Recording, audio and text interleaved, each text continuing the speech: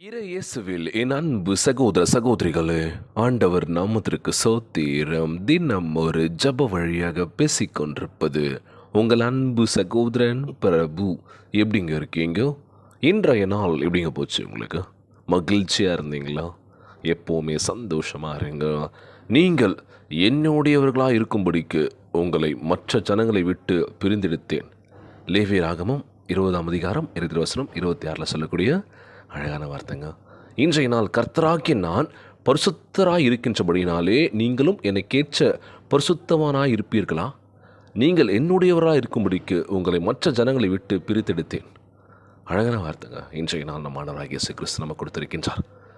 சாத்தான் எப்பொழுதும் இதை செய் அதை செய் என்று உங்களை வழிநடத்தி கொண்டிருக்கலாம். தவறான கரை நோக்கி நீங்கள் ஓடிக்கொண்டிருக்கலாம். ஆனால் ஆண்டவராகிய இயேசு கிறிஸ்து, என் மகனே, என் மகளே, நீ என்னைப் போல பரிசுத்தமாக வேண்டும் என்று கூறுகின்றார். நீ பாவத்தில் வாழ்ந்து கொண்டிருக்கலாம், பாவத்தில் தள்ளப்பட்டிருக்கலாம். இன்றைக்கி பரிசுத்தமாய் வாழ்வது எப்படி யோசிக்கணும்ல.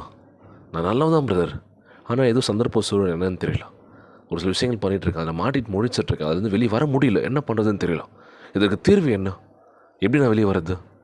நிதானமாக யோசிச்சு, நீ பண்ணுறது தப்புன்னு தெரியுது, அதுலேருந்து வெளியே வரணும் அப்படின்னா ஒரு 5 நிமிஷம் கண்களை மூடி நான் பண்ண தப்பை யோசிக்கணும். நீங்கள் பண்ண தப்பை யோசிக்கணும். யாரெல்லாம் தப்பு பண்ணிகிட்ருக்கீங்களோ அதுலேருந்து வெளியே வரணும் அப்படின்னா யோசிக்கும் போது தெரியும். நம்ம எதிர்காலம் வந்துட்டு போவோம். இப்படி தான் போய்டுமா நம்ம வாழ்க்கை? தவறான பாதை நோக்கி தான் போயிட்டுருக்குமா? கடைசியில் இதுக்கான முடிவு என்ன? ஒன்றும் பண்ண முடியாது. வாழ்க்கையில் முன்னேற்றத்துக்கான ஒரு வழி இல்லைல்ல. அப்பா அம்மாவுக்கு நல்ல பேர் வாங்கி தரோம்னு நினச்சோம், அப்பா அம்மா நல்லா பார்த்துக்கணும் அப்படின்னு சொல்லி சில பல விஷயங்கள் ஓடிட்டே இருக்கும்ல. உங்களை நீங்கள் மாற்றிக்கல அப்படின்னா எதுவுமே மாறாது அப்படின்னு சொல்லுவாங்களாம். உங்களுக்கு புதிய வாழ்க்கையை தருவதற்கு இயேசு இந்த உலகத்திற்கு வந்தார்.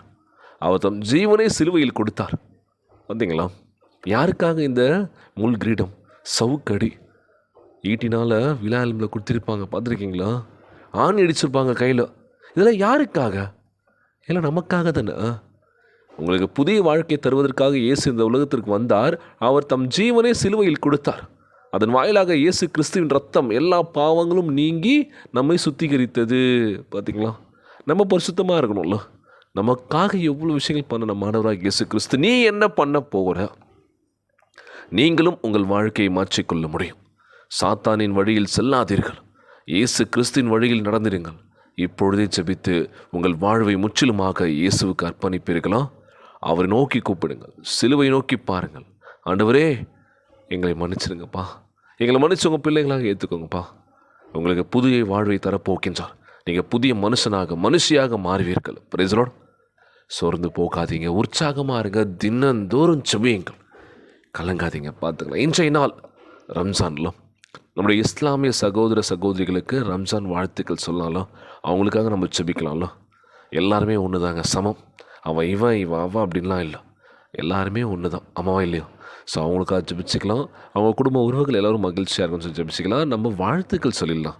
அனைத்து இஸ்லாமிய சகோதர சகோதரிகளுக்கு ரம்ஜான் வாழ்த்துக்கள். ஸோ எல்லாருமே ஒற்றுமையாக இருக்கணும்ல. நான் உன்னை விட்டு விலகுவதும் இல்லை, உன்னை கைவிடுவதும் இல்லை என்று நம்ம ஆண்டவராகிய இயேசு கிறிஸ்து வாக்கு கொடுத்திருக்கின்றார். மகளே, மகனே, கலங்காத, இயேசு கிறிஸ்துவின் வழியில் நடந்திருங்கள். அவர் உங்களை முன்னேற்றத்தின் பாதையில் கொண்டு செல்வார். வந்தீங்களா? இன்றைக்கி வாழ்க்கையில் முன்னேறும் நினைக்கிற பதர், ஆனால் ஏதோ ஒரு விஷயம் இடிக்குது. அன்பானவர்களே, இது போன்ற பாக்கியமான வாழ்வை நீங்கள் எப்பொழுது பெற்றுக்கொள்ள முடியும்? பாக்கியமான வாழ்வு அப்படின்னா நம்ம வாழ்க்கையில் நடக்கிற ஒவ்வொரு விஷயத்தையும் நம்ம எதிர்கொள்கின்ற பொழுது கோவம் வராமல் விஷயங்கள் நடக்கும். நீ கோவப்படுறியா இல்லையான்னு பார்த்துட்ருக்காரு. அந்த இடத்துல நீ அமைதியாக போறியா இல்லையான்னு பார்க்குறாரு. ஏன்னா கோவப்படுத்துவாங்க. நீ சமாதானமாக போயிட்டா எல்லாமே ஈஸியாக முடிஞ்சிடும். ஆனால் நீ கோவத்து மேலே கோவப்பட்ட அப்படின்னா வேறு மாதிரி முடிஞ்சிடும். ஸோ ஆண்டவராகிய இயேசு கிறிஸ்து நமக்கு பொறுமையை கொடுத்துருக்கின்றார். சொன்ன வார்த்தை என்ன? இந்த உலகத்திற்கு அமைதி உதித்தாகுக. அமைதியாக இருக்கும்.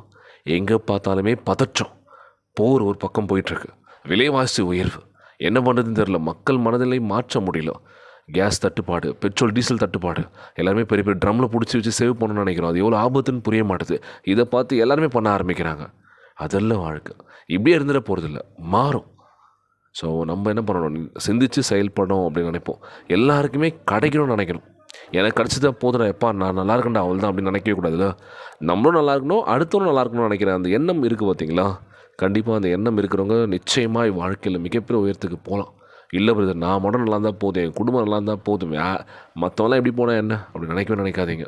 அதல்ல வாழ்க்கை. எல்லாருமே நல்லா இருக்கணும், எல்லாருமே சந்தோஷமாக இருக்கணும்னு சொல்லி இன்றைய நாள் ஜெபம் உலகில் வாழ்கின்ற எல்லாருக்கும் நம்ம ஜெபிக்க போகிறோம். ஜெபத்திற்குள்ளாக பயணிப்போமா? எங்களை மிகவும் அதிகமாய் நேசிக்கின்ற அன்புள்ள ஆண்டவராகிய இயேசுவே, இன்றைய நாள் வாக்குறுதி வசனத்திற்காக நன்றி ராஜா. அன்புள்ள ஆண்டவரே, இன்று நான் இருக்கின்ற விதமாகவே உன் முன்னே வந்திருக்கின்றனப்பா. இயேசுவின் ரத்தம் மூலமாக எல்லா பாவங்களும் நீங்கும்படி எங்களை கழுவி அருள வேண்டும் என்று ஜெபிக்கிறோம்ப்பா. என் இருதயத்திலிருந்து தவறான ஆசைகள் எல்லாவற்றையும் எடுத்து போட வேண்டும் என்று ஜெபிக்கிறோம்ப்பா. உம்மை போல எங்களை பரிசுத்தமாக்குவீராக. உமக்கு சொந்தமானவளாக என் வாழ்க்கையை மறுரூபமாக்க வேண்டும் என்று ஜெபிக்கிறோம்ப்பா. இனிமேலும் நாங்கள் அந்த வழியில் நடந்திருக்காதபடிக்கு எங்களை பத்திரமாய் பாதுகாத்துக் கொள்வீராக. தயவாய் எங்களை உம் சமூகத்தினால், சமாதானத்தினால், வல்லமையினால் நிரப்பிட வேண்டும் என்று ஜெபிக்கிறோம்ப்பா. உம் மகிமையின் கிருபையின் பாத்திரமாக என்னை மாற்றுவீராக. என் வாழ்க்கை முழுவதையும் உம் கரங்களில் ஒப்படைக்கின்றனப்பா. உம் அன்பின் கரங்களில் ஒப்படைக்கின்றேன் ராஜா. இந்த ஜெபத்தை கேட்டுக்கொண்டிருக்கின்ற அன்பு சகோதர சகோதரிகளை, அன்பான உறவுகள் எல்லோரையும் பார்த்துக்கோங்கப்பா. யாருக்கு எந்த கஷ்டங்கள் துன்பங்களை கொடுத்துடாதீங்க ராஜா. நோய் நொடியினால் அவதிப்பட்டு கொண்டிருக்கின்ற ஒவ்வொரு சகோதர சகோதரிகளை உமது கரங்களால் தொட்டு நோயில் அகற்றி போடுவீராக. உம்மால் கூடாத காரியம் ஒன்றுமே ஆண்டவரே. ஒவ்வொரு குழந்தை செல்வங்களை ஆசீர்வதிங்கப்பா. உடல் தெம்பும் மலிமையை தர வேண்டும் என்று கேட்குறேன்ப்பா. கணவன் மனைவிக்குள்ள ஒற்றுமையை கொடுங்க, சமாதானத்தை கொடுன்னு சொல்லி கேட்குறேன்ப்பா. எல்லோரும் பத்திரமா இருக்கணும்ப்பா. யாருக்கு எந்த கஷ்டங்களை கொடுத்துடாதீங்கப்பா. உடல் தெம்பும் மலிமையை தர வேண்டும் என்று இன்றைய நாள் ஜெபம் இயேசுவின் விலையேற பெற்ற நாமத்தினாலே ஜெபிக்கின்றேன் நல்ல பிதாவே, ஆமேன். ஆமேன். இயேசுவுக்கே புகழ், இயேசுவுக்கே நன்றி. மரியே வாழ்க. God bless you all.